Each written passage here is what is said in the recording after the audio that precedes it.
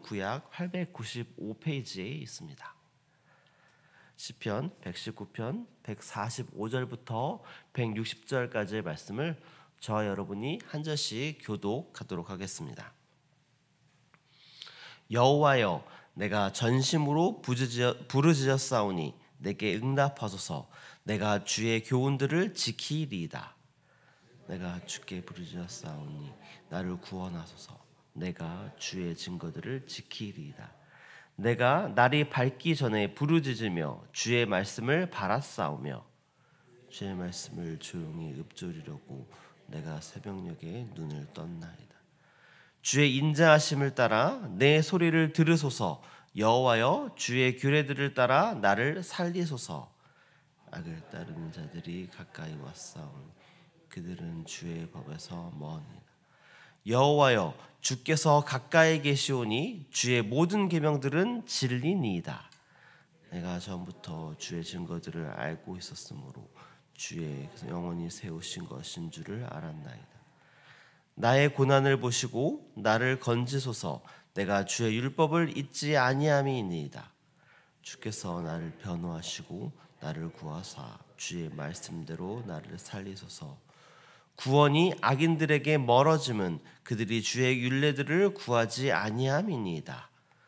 여호와여, 주의 긍휼이 많으니 주의 규례들에 따라 나를 살리소서. 나를 핍박하는 자들과 나의 대적들이 많으나 나는 주의 증거들에서 떠나지 아니하였나이다. 주의 말씀을 지키지 아니하는 거짓된 자들을 내가 보고 슬퍼하였나이다. 내가 주의 법도들을 사랑함을 보옵소서. 여호와여, 주의 인자하심을 따라 나를 살리소서. 주의 말씀은 강령은 진리이오니 주의 의로운 모든 규례들은 영원하리이다. 아멘. 살아계신 하나님의 말씀입니다. 아멘. 안녕하세요. 평안한 한 주 보내셨나요? 한 주간 어린이날 그리고 어버이날이 있었습니다. 가족들과 함께 즐거운 시간들 보내셨나요? 하나님께서 우리에게 주신 그 가족들의 소중함을 느끼며 또 따스한 시간이 되었기를 바랍니다. 아까 우리가 함께 기도했듯이 오늘부터 다음 세대 복음 축제가 시작이 됩니다. 특별히 중등부와 고등부 이렇게 두 개의 부서가 오늘 진행되게 됩니다. 청소년들이 친구들을 초대해서 이 복음의 잔치 가운데에 친구들을 데리고 나올 때에 또 하나님께서 가지신 그 놀라운 계획, 예수 그리스도의 사랑들을 이 자리에 나오는 우리 청소년들에게 하나님 또 선포하여 주시고 또 이 친구들이 또 실제로 이곳에서 예수님의 사랑을 발견하는 일들이 일어날 수 있도록 계속해서 기도해 주기를 바랍니다. 그리고 다음 주에는 유치부, 유년부, 초등부 이렇게 세 개의 부서가 토요일 날 진행이 됩니다. 또 한 주 남은 시간 동안에 또 친구들을 잘 초대할 수 있도록 또 담대함을 주시도록 우리 함께 기도해 주시기를 바랍니다. 오늘 우리가 읽은 본문은 시편 119편 145절부터 160절까지의 말씀을 우리가 함께 읽었습니다. 계속해서 우리가 시편 119편을 살펴보고 있습니다. 그런데 이제 시편 119편도 이제 막바지에 다다랐습니다. 오늘 말씀에서 시편 기자는 하나님께 전심으로 부르짖는 기도를 통해서 하나님의 말씀에 대한 사랑을 강조합니다. 그리고 환난 중에서도 진리를 붙드는 그런 신앙의 자세를 보여줍니다. 오늘 본문송에 있는 시편 기자가 갖는 그 신앙의 자세가 바로 우리의 신앙 자세가 되기를 소망합니다. 오늘 본문은 시편 기자가 마음을 다해서 부르짖는 장면으로 시작을 합니다. 우리 함께 145절 말씀을 읽어보도록 하겠습니다. 여호와여, 내가 전심으로 부르짖었사오니 내게 응답하소서. 내가 주의 교훈들을 지키리이다. 아멘. 145절 말씀에서 시편 기자는 단순한 기도를 넘어서 전심을 다해서 하나님께 부르짖고 있습니다. 여기서 전심이라는 표현은 시편 기자의 간절함과 절박함 그리고 오직 하나님만 바라보는 그 신뢰를 나타내는 표현입니다. 이것은 단순히 형식적이고 의무적인 기도가 아니라 삶의 모든 것들을 걸고 드리는 간절한 기도를 의미하는 것입니다. 시편 기자의 이런 전심을 다해 부르짖는 기도는 그의 고통과 환난 가운데서 나오는 기도입니다. 그런데 시편 기자가 단순히 자신이 처한 상황이 나아지기를 바라는 것, 그것이 아니라 고통과 환난 가운데서도 하나님의 말씀과 그리고 교훈을 지키겠다, 이렇게 다짐하며 기도하고 있는 것입니다. 그리고 시편 기자의 전심을 다하는 그 기도 중심에는 바로 말씀이 있습니다. 고통 속에서도 말씀을 포기하지 않겠다라는 그 결단을 보여주고 있는 것입니다. 이것은 참된 신앙인의 태도라 할 수 있습니다. 고통과 환난 가운데에서 우리를 올바른 길로 인도하는 것은 바로 오직 말씀밖에 없음을 지금 시편 기자는 고백하고 있는 것입니다. 그렇게 말씀을 지키며 하나님께 부르짖을 때에 하나님께서는 그의 부르짖음에 응답하실 것을, 그것을 지금 시편 기자가 간구하고 있는 것입니다. 그리고 시편 기자는 하나님의 응답하시는 그 근거에 대해서 바로 149절 말씀에서 말하고 있습니다. 우리 함께 149절 말씀도 읽어보겠습니다. 주의 인자하심을 따라 내 소리를 들으소서. 여호와여, 주의 규례들을 따라 나를 살리소서. 아멘. 말씀을 지키며 하나님께 부르짖을 때에 하나님께서는 자신의 인자하심의 근거에서 시편 기자의 부르심을 들으신다, 이렇게 말하고 있습니다. 그리고 뿐만 아니라 하나님께서 친히 약속하신 하나님의 규례에 따라서 그를 환난과 고통 가운데에서 구원해 주신다, 이렇게 말하고 있습니다.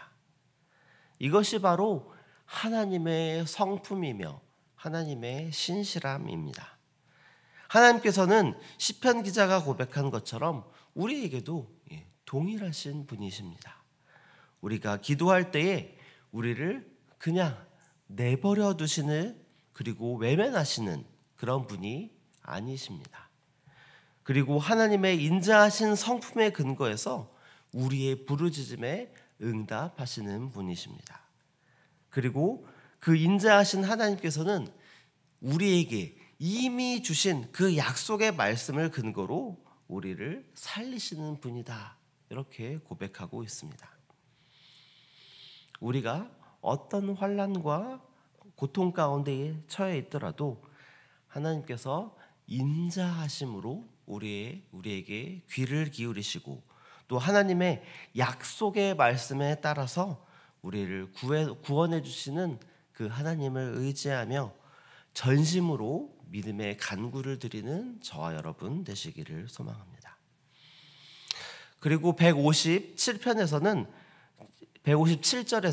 핍박과 대적 가운데서도 흔들리지 않는 신앙에 대해서 말하고 있습니다.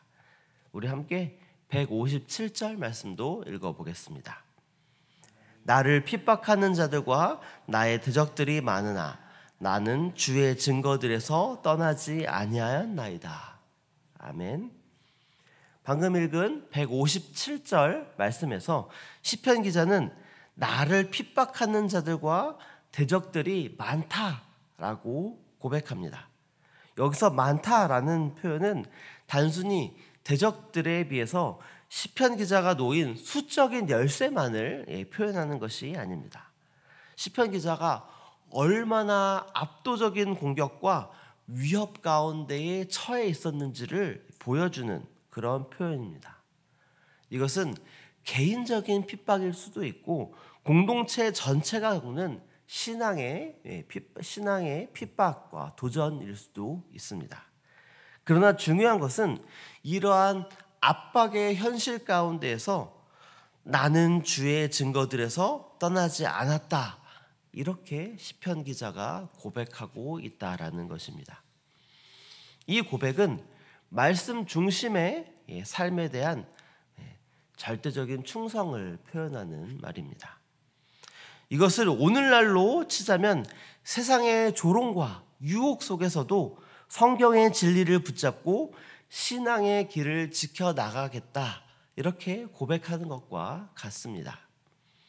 세상의 흐름이 점점 세속화되고 또 하나님의 진리를 떠나려 하고 또 말씀을 지키며 살아가는 우리를 조롱한다 할지라도 우리는 더욱더 하나님의 말씀에 더 깊이 뿌리를 내리고 말씀이 주는 증거들 안에서 살아갈 그런 결단을 해야 하는 것입니다.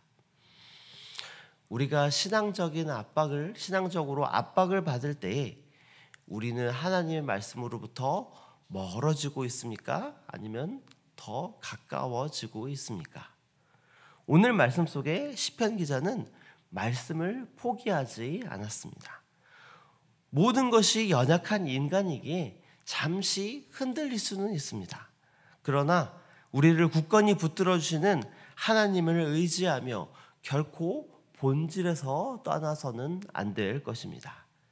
우리가 신앙적으로 압박을 받을 때에 더욱더 하나님을 신뢰하고 하나님과 더욱 가까워지는 저와 여러분 되시기를 소망합니다. 마지막으로 우리 158절 말씀을 함께 읽어보겠습니다. 주의 말씀을 지키지 아니하는 자는 거짓된 자들을 내가 보고 슬퍼하였나이다. 아멘. 시편 기자는 하나님의 말씀을 지키지 않는 사람들을 보고 슬퍼하였다, 이렇게 고백하고 있습니다. 여기서 중요한 것은 그의 감정입니다.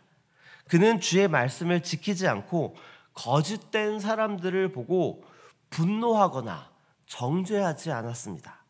오히려 그들을 보고 슬퍼하였다, 이렇게 말하고 있습니다. 사실 죄인을 보고 슬퍼하는 마음은 하나님께서 죄인을 바라보고 정죄하지 않고 그들을 용서하시기 위해 가지시는 마음입니다.